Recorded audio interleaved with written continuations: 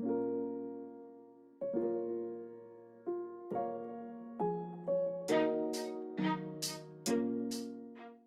so this is the second lecture over the Alkyne chapter, so chapter 9. So in this lecture we'll look at different methods of how alkynes are made. So in the last lecture we looked at terminal alkynes. That CH hydrogen on the alkyne is acidic, so if you react it with a strong base like sodium amide, that can take off the hydrogen off, and now you have a lone pair of electrons on carbon. So now you have a nucleophilic carbon,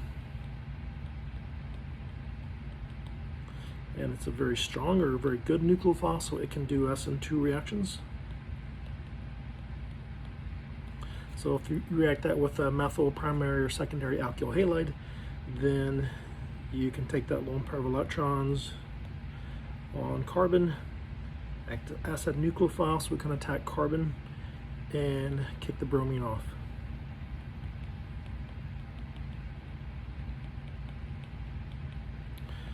And so then you can take the terminal alkyne and make an internal alkyne.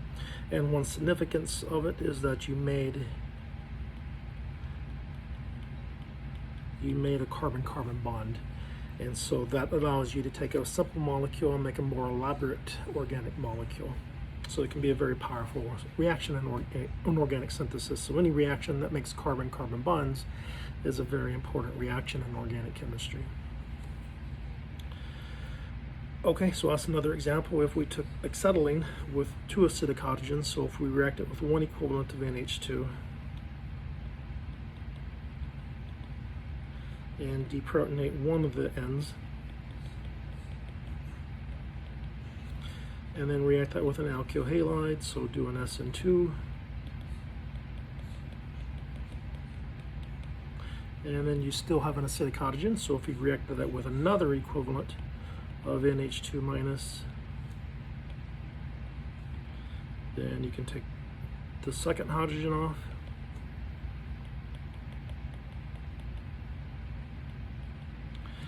and then you can do another SN2 reaction. So take the lone pair, make a bond to carbon. So in this case it's reacting out of primary benzylic carbon, kick the bromine off,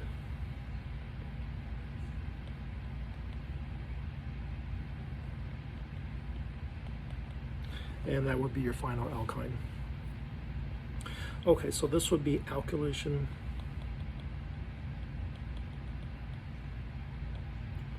of terminal alkynes. So taking a terminal alkyne, taking the hydrogen off, and putting an alkyl group on there. Okay, so a couple other ways to make alkynes. One is via elimination from vicinal dihalides. So vicinal means the halogens, so we'll just call it X. So it could be chlorine, could be bromine, could be iodine. The halogens are on adjacent carbons, that's what vicinal means. So if you took this and reacted it with a strong base like NaNH2, then basically what this is just going to do is two E2 eliminations. So let me sketch these hydrogens out.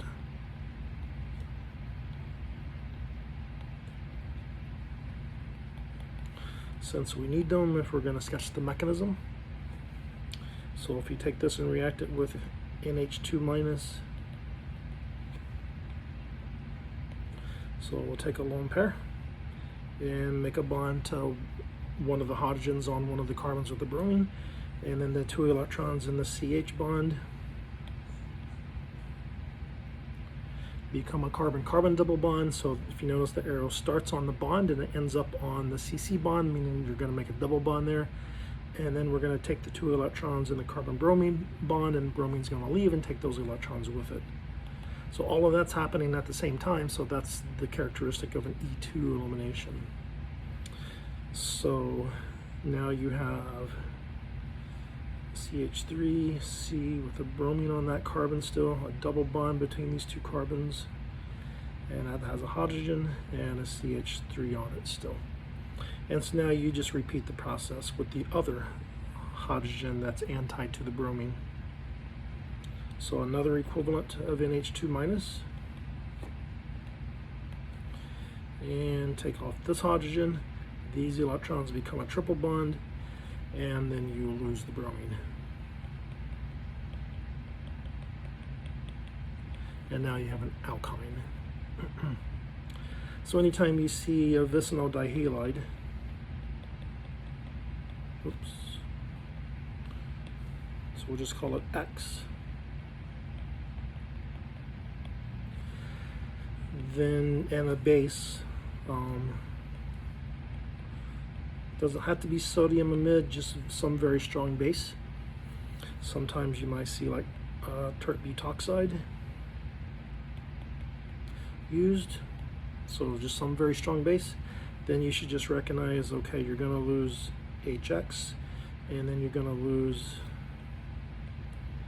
HX, and you're going to put a triple bond in between them.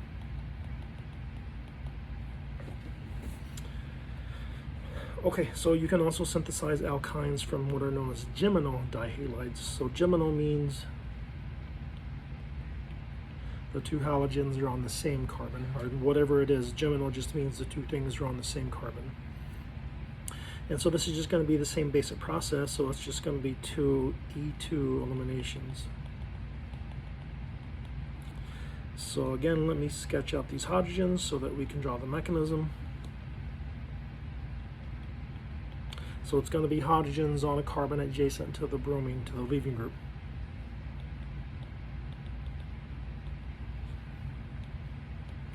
Okay, so take a lone pair, make a bond to hydrogen, CH electrons become a double bond, and bromine leaves.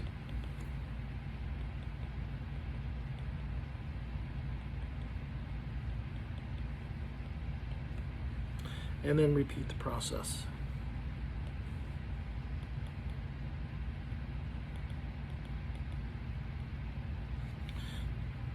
So we'll take a lone pair, take hydrogen off, CH electrons become a, sorry, that should have been a triple bond there, or double bond, and now it's going to become a triple bond, and then bromine's going to leave.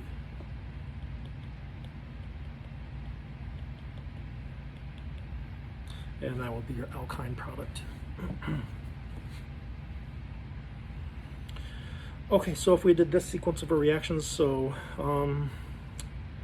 we have not looked at reactions yet that will make geminal dihalides, but we have looked at a reaction that will make vicinal dihalides. So from chapter 8, last chapter. So if you remember what happens if you take an alkene with Br2, this is that add Br and Br across C double bond C, anti to each other.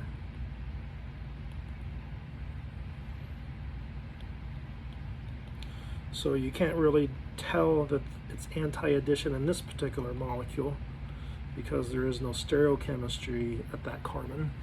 But we'll go ahead and sketch them opposite of each other anyway. Okay, so that adds bromine and bromine across a double bond. Now you have a vicinal dihalide. So if you react that with a strong base, you can do 2E2 eliminations. Sorry, there should still be a hydrogen on that one.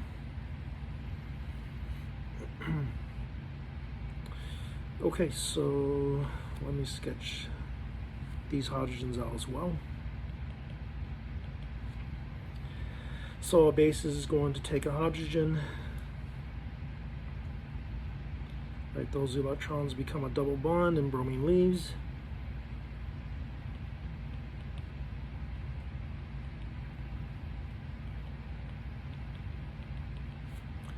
And then it happens again. So take another hydrogen, the other bromine then leaves.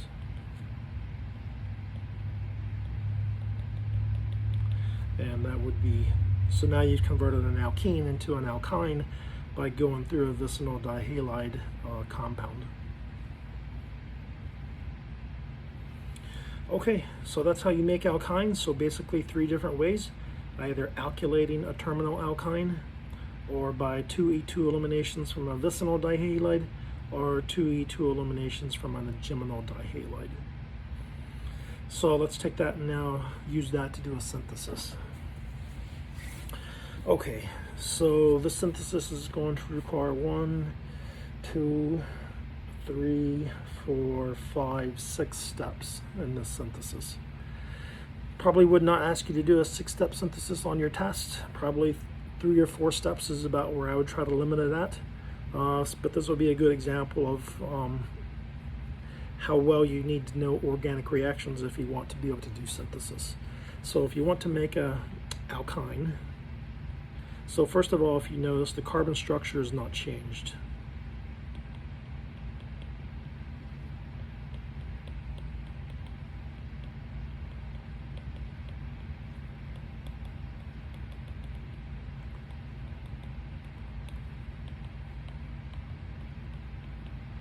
So from starting material to product, this carbon structure is the same, right? There's 1, 2, 3, 4, 5 carbons here, and there's 1, 2, 3, 4, 5 carbons here. So we're not going to change the carbon structure. All that we're going to basically do is swap functional groups in and out. So we've seen 3 ways to make alkynes, but one of them changes the carbon structure. The other 2 do not. And so that would be from a vicinal dihalide or a geminal dihalide.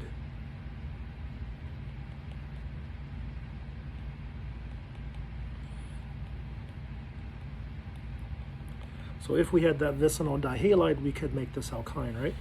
Or if we had a geminal dihalide, you can make an alkyne.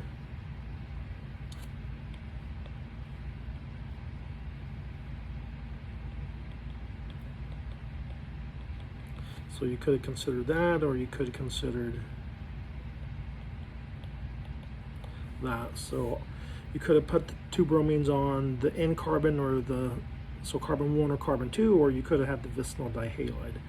So those are the 3 compounds you could have made this alkyne from, but only one of them is going to be feasible for the synthesis, because to make these 2,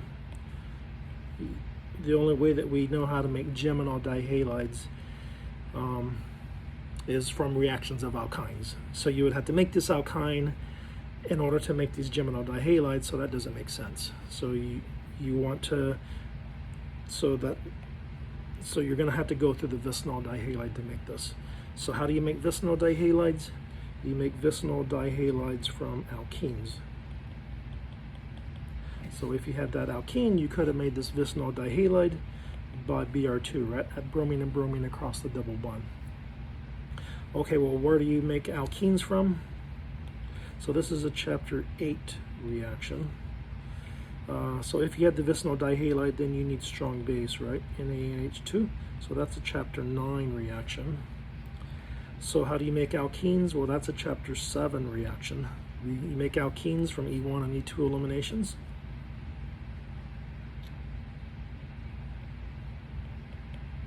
So if you had that alkyl halide, you could have made this alkene, or if you had this alkyl halide, you could have made this alkene. But the one that's going to be better, so this one's not, although you can use that to make the alkene, it's not practical for the synthesis, because the only way that we've seen how to make this is to make that alkene. And so it wouldn't make sense to make this alkene and then make this 1-bromo compound, because then you got to go right back to where you came from. So since that's the only way that we know how to make this is from that, then this is not the one that we want to use. So we want to use this, the 2-bromo 2-methyl compound. Okay, so how could we have made that? Well, we could have made that from this alkene. If you remember, so here we would want to add hydrogen here, and we would want to add bromine here. So how do you add H and Br across a double bond? Well, HBr is your reagent, right? But then is that Markovnikov or anti-Markovnikov? So you put the hydrogen on the carbon with the least number of hydrogens and the bromine on the carbon with the most number of hydrogens, so that's an anti-Markovnikov addition. So if you want to do anti-Markovnikov addition of HBr across a double bond, you need HBr and H2O2, right? So that's another chapter 8 reaction. So if you had this alkene, you could have made 2-bromo-2-methyl butane. Okay, so now how do you make alkenes? Again, you make them from alkyl halides. So if you had that alkyl halide, you could make this alkene by doing an E2 elimination. Right, that's a chapter 7 reaction.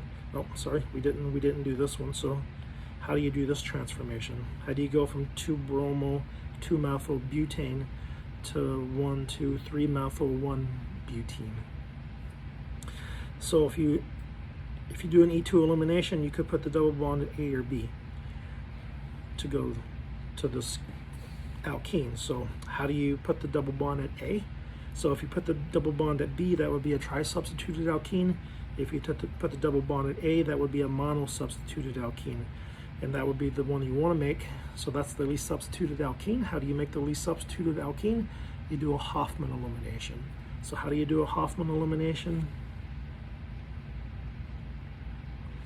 You use a bulky base, like potassium tertbutoxide, or the other one we looked at was LDA. So that's another chapter 7 reaction. Okay, so back to here. So if we had this 2-bromo-2-methyl butane, then you can go to that alkene by an E2 elimination, right? Strong base and heat. And then how do you make this? How do you make 2-bromo-2-methyl butane from 2-methyl butane? You do a free radical bromination. And so that would be a chapter 4 reaction. So to do this synthesis, you need a chapter 4 material, chapter 7 material, chapter 8 material, and chapter 9 material. So you needed reactions from 4 different chapters in order to complete the synthesis. So again, just to emphasize, that's where organic synthesis can become difficult, because the only way to do synthesis is to know a whole bunch of reactions. So you got to know your reactions forward. You got to know your reactions forward really well so that you can predict how to work backwards and propose a synthesis from some starting material. Okay, so we'll stop there. So that's the reactions of alkenes, of alkyne. That's how to make alkynes, and an example of a synthesis reaction to make an alkyne.